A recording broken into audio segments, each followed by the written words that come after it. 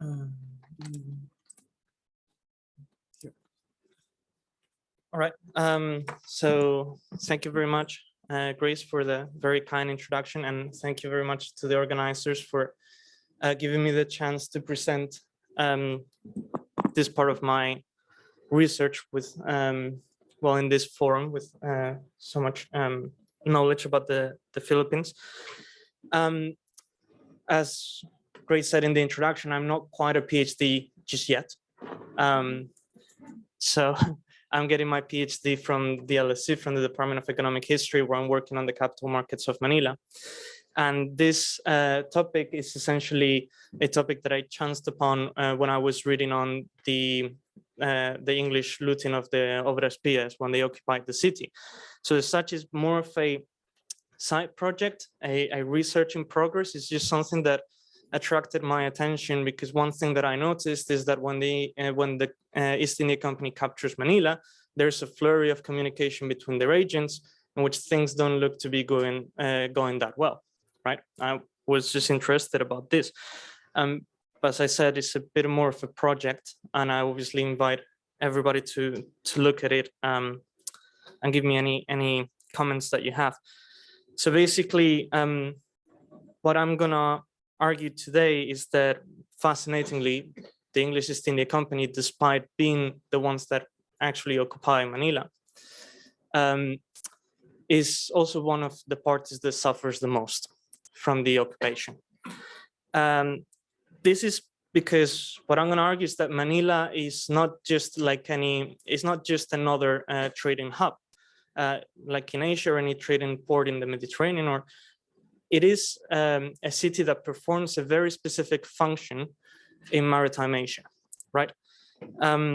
So this function becomes especially evident, it's very subtle, but becomes very evident when the English occupation stops the Manila trade, interrupts the Manila trade for 3 years. Is then that we can see how this whole edifice that is built around Manila collapses, and we see the real extent of the importance of Manila. So I want to start with a bit of a brief introduction, well, just some very brief background about the nature of the Manila trade, things that we all know, but surprisingly, like the characteristics of the Manila trade have very rarely been put into the broader context of trade within Asia. We know that it is the only early modern trade that persistently crosses the Pacific for over 250 years, directly linking Asia with Spanish America. We know that it is based on the exchange of Asian textiles, commodities, goods, objects, especially for Spanish American silver specie. And we also know that it's a large trade. So it's estimated to have been something between 2 to 4 million pesos annually crossing the Pacific. To put that in context, that's between 50 to 70 tons of silver annually going to the Philippines. So bearing that in mind, what I'm going to do today is the following. I will start by showing you the specific role that Manila plays in Asia, in Asian waters. Manila basically fulfills a role that nobody else can do as efficiently. It provides cash, it provides liquidity, which enables everybody else to operate their trade more efficiently to a bigger extent. I am also going to show that it is precisely because Manila has sophisticated capital pooling institutions, the famous Obras Pías of Manila, that it can perform this role. Is not only geographical location, that obviously that also plays a role, but Manila also develops local institutions. And the cash that originates from Manila essentially enables the trade of all the others to a big extent. Okay. I'm also going to show how the system comes crashing down in 1762 when the English occupy Manila and loot the Obras Pías. When they do that, this cash flow that is permeating across Asia is interrupted for 3 years. Okay, they essentially strangle that silver stream that is coming from America and then Manila. This is short-term and long-term consequences. So the immediate effects is that because the Obras Pías are looted, they go bankrupt. And that causes a financial crash in Manila. The obras piezas start recalling debts. Money is being withdrawn from Manila. This affects the trade to Canton and India, which stops at once. And for the English East India, what it means as well is that it doesn't have enough cash to finance its operations on the same levels as it did before. So it starts scrambling for funds, and eventually they are forced very deep into that. So eventually this dislocates the whole triangular trade between India, Canton, Manila. In the long term, the English occupation provokes a paradigm shift. The most important thing here is that from 1762 onwards, Manila's preferred partners are going to be the country traders. These are private English merchants that are actually competitors of the English East India Company. But there is a lot of problems that derive from this. The company, which is saddled with extra commercial costs like forts, armies, and navies, cannot outcompete these private merchants that now have preferential access to Manila. They try to devise an alternative financial system that is start progressing in this period, which also suffers a lot in the crisis between 1812 and 1815, which is another time when the Manila trade is interrupted. But basically, this whole thing coincides with the end of the English East India Company's main function as a trader and its slow conversion into a fiscal military state. So, well, regarding the sources, basically, this is some of the sources I've used. There's sources from the Indian Office records, of course, and then there's things that I've managed to craft using sources from the Archivo de Universidad de Santo Tomás, AFIO, from Avila, the notarial protocols of Manila, etc. So I'm going to skip through this now for the sake of time, but you can have a look, and then you are more than welcome to ask me later, and I'll be happy to share. But I'm going to start with this. So starting from the beginning, the global silver trade. Now, this here is a map of the circuits of silver during the early modern period. It comes from a book, the book Reoriented by Gunder Frank. Now, that book has some problems, but this map isn't one of them. This is probably one of the best maps that still remains for how silver moves throughout the period, right? There's three things that we notice immediately. The first one is that no arrows go to Spanish America. Spanish America is originating silver and is during this time period is the largest producer of silver. Another important thing is that no arrows originate from China. China is well established, is called the ultimate consumer of the silver, is called the sink in which all the silver disappears to. That what it means is that silver is most abundant and therefore cheapest in Spanish America, and is the scarcest and therefore most expensive in China. And the third thing that is important is that there's two ways in which the silver eventually goes to China. There is a bad route, which is across the Pacific, in that huge massive chaos that you see there, which is the route that the East India companies, the Dutch, the English, the Swedes, when they come, the Danish, when they come, they pour money into armies, into navies, into forts, and they still don't manage to monopolize. Then there's a more direct route. The most direct route with the least number of intermediaries is through the Pacific, through Manila, and straight to China. Okay. Now, silver specie is fundamental for all trade, for all European trade in Asia, because as is always also very well established, it forms the basis of all of the exchange, right? Throughout all this period, Europeans are either from the Atlantic or from the Pacific, they're shipping silver consistently to Asia. So we also know that the silver that is being shipped is either from the Atlantic or the Pacific, is majorly in origin from Spanish America, and that the East India companies had troubles throughout the entire period to acquire enough silver specie to keep their operations running, right? So here we can start to see the importance of Manila.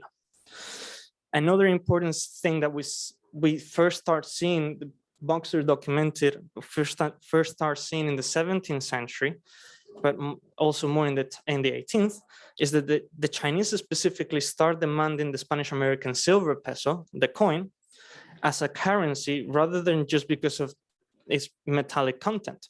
So as a result, the Chinese are willing to pay a premium above the inherent metallic content of the peso. And this is going to be fundamental when the English occupy Manila, because at that time, in the dearth of silver currency that follows, the Canton Committee writes to the Indian governors, and they explicitly say, do not send us anything other than pesos, because whatever you send us is going to be melted and then will have to be recasted into ingots, and therefore it will be discounted, right? So this specificity doubles Manila's importance within Asia. So we know that silver is important for all European trade in Asia, and that Manila is a unique source of silver straight from Spanish America within Asian waters. Manila provides liquidity that permeates throughout all trade lines. And in here, you can see the trade from the perspective of Manila, right? You have the American leg of the trade, the silver comes, there's the red line, the Acapulco galleon. And then you see the main trade lines that connect Manila with Canton, with India, and with Java. What is also important here to notice is that, although I didn't put it in the map because then it would be too chaotic, all of the destinations are also linked between themselves. So Indian captains, in partnership with East India Company agents in India, can prepare a load of Indian cotton goods, take it to Manila, sell it for cash, take the cash to China and buy Chinese goods that then they will send back to India and eventually back to England. The Dutch can take pepper from Java and cinnamon from Ceylon, load it to Manila, sell it for cash, and with that cash, go to China or even buy Chinese goods in Manila, take it back to Java or back to Europe, right? So they're all linked. And Manila provides cash that is helping to buttress all of their operations. The English, in fact, and this we know thanks to the incredible work of Professor Serafin Chiasson for the first period, then there's going to be a second period. The English have a large piece of this silver pie, okay? As they used Indian, Portuguese, and Armenian associates to carry a semi-clandestine trade with Manila. And the result of that is that, as Professor Chiasson calculated, almost a third of all the cash that is going to Madras presidency during that period comes from outright sales in Manila. That's only part of the story because the trade from Surat and from Bengal is also expanding in this period. Overall, there's two big trades of splendor. So the India-Manila connection never really properly ceases, but there is two big moments of splendor between 1680 and 1740. These are the ones that Chiasson saw. These are agents that are Indians, Armenians that are in partnership with East India Company agents that provide the capital. In the second period, however, these are English private country traders that actually compete with the English East India Company. So you can see that for the English East India Company, 1762 makes a huge difference in its trade with Manila. Now, we can see that Manila plays a very unique role within maritime Asia. Another question is, how do they manage to play this role? And in this, the financial institutions, especially the obras pias of Manila, are very important. So the capital markets of Manila, at the beginning, they look like any other trading city. Usually you have individuals, private individuals that use their capital and they invest it in trade on their own account. And then you have this, especially for Hispanic ports, you have religious institutions that provide welfare, urban institutions very often, that invest in the land and provide welfare. Something happens in the mid-17th century. There's the Pacific crisis, which is also related with the broader Spanish imperial crisis and the broader 17th century crisis. So don't have enough time to get into the details of the causes. But what is important is that in 1668, as reported by Maria Lourdes Díaz Trechuelo, the first obra pia that invests directly in the trade in Manila is created in the Misericordia. Right. from then on, basically, you have these institutional investors that are capable of pulling large amounts of capital for long periods of time, and they invest in the trade, and with their profits, they will augment their endowment and pay out some welfare. Right. So what the obras PS are is basically they are legacy funds. Okay. Some sort of legacy funds have always existed since Roman times in one way or another. The ones in Manila are very sophisticated. Basically, the way they work is that a person will leave a certain amount of money to a brotherhood or a confraternity or a tertiary order to be invested in the trade, and with the proceeds, they will pay for whatever charity they want. Now, it's very important to notice that these brotherhoods and confraternities and tertiary orders, although usually ascribed to a specific church and a religious order, they're always made of the laymen and laywomen. Okay. Now, the money is invested in the trade through correspondencias, which is just how the sea loans are called in Manila. They pay for welfare. But something that is very important that I want to bring your attention to is the financialization of Manila. So for the period of 1668 to 1833, I've managed to identify 264 individual funds that operated during the period. We know for certain that more existed, probably around 300, right? Manila is essentially unique for a financial historian because, let's put this in context. There's usually between 15 to 50 freighters in the Manila galleons. That means that we have between 5 to 17 funds per merchant. I don't know of any situation like this in the world. Here's probably a nice point to mention that at least 3 of those obras PS that I identified were opened by Armenians. And the arm of the obras PS is so large that at some point the king of Spain gets into a dispute with the Pope, because one of the obras PS of Manila is supposed to pay dividends in Rome, which is not legal. They actually don't do it because the king intercedes, but this is the level, okay? The Jesuit order is securing loans in Portugal, pledging income from the Manila obras PS. It's unbelievable. These obras PS are also diversified. Usually their investments go 1/3 into American trade, 1/3 into Asian trade, 1/3 into deposit. And this I'm going to skip. This is basically a cumulative of the obras PS, how they're created, is to show a bit that there is a lot of money being invested in Manila during the 18th century. These are the premiums. I will get into them as well, but for the sake of time, since I already saw the 5-minute warning, I'm going to get to the English East India Company, which is why we're here. So basically, now that we know how important Manila is and how important the obras PS are, we can really put into context what it is that the English did when they looted the obras PS in 1762, because in that year, the perfect storm unfolds for these obras PS. So their outgoing investment, which is in the galleon Santísima Trinidad, is captured by Cornish, is declared legal price, is privately sent by Cornish and his troops back to England. The incoming galleon, the Filipino, is confiscated by Anda, and the deposit is looted. So in essence, the obras PS are left with absolutely nothing, right? So what happens? What follows is what I mentioned a bit in the introduction, the incredible financial crunch, and then the huge cash scarcity for the English East India Company. An example of this is that just in the month of November of 1763, the Canton Committee enters 11 exchange deals with private individuals in Manila for the meager quantity of 33,000 pesos at a nominal premium of 12%. Now, the large amount of deals in such a short period of time for such small quantities means that they are buying pesos the moment they become available.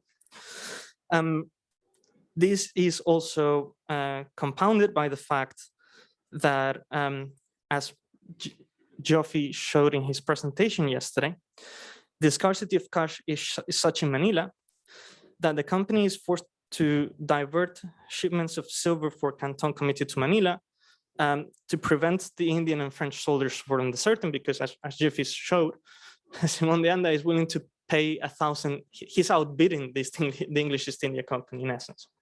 Okay. In the long-term consequences, there is a lot of changes that happen for the English East India Company. So in 1765, the English conquers Bengal, and that aggravates the cash scarcity in India because a lot of the treasures in Bengal are declared as well legal loot. They're sent back to England. At this point, the trade with Manila has been interrupted for up to 3 years. There's a lot of cash scarcity at a moment when the English East India Company also has increased costs because now it has to garrison and to manage and police one of the largest provinces in India.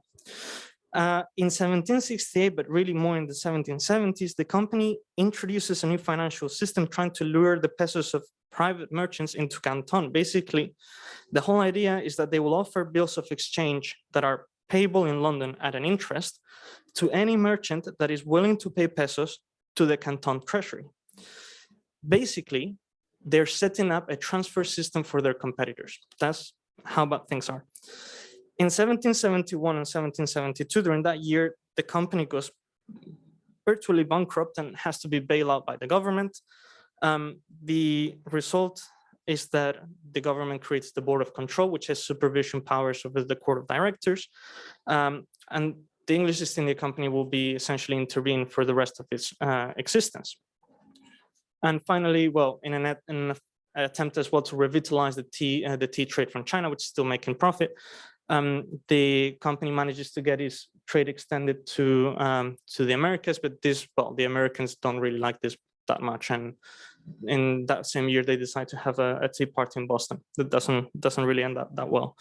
So now, all in all, what really matters here is that obviously not all of these things are being caused by Manila and by the stopping of the trade in Manila, but it's obvious, or it seems to me at least, that the English East India Company is carrying a lot of structural problems, and it seems that the cessation of the Manila trade and of that silver stream and its redirection towards the competitors of the company is sort of a catalyst of these problems, right?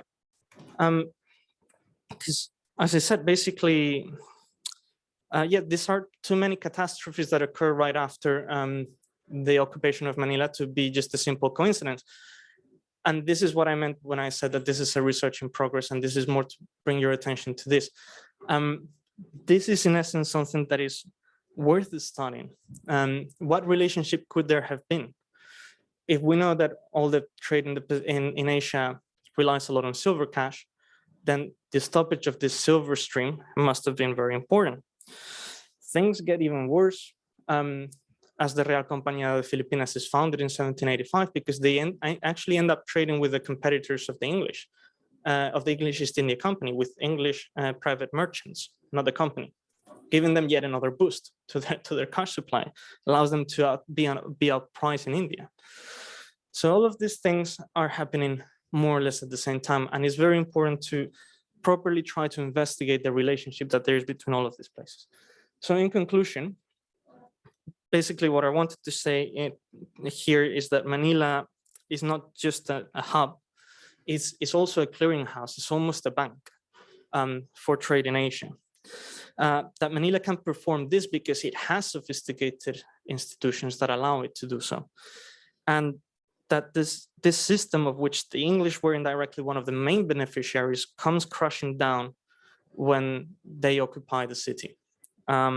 So the rest is just some questions, an invitation sort of to carry this research, which is very important. And these are questions that arise to us when we place Manila within its context in Asia, right?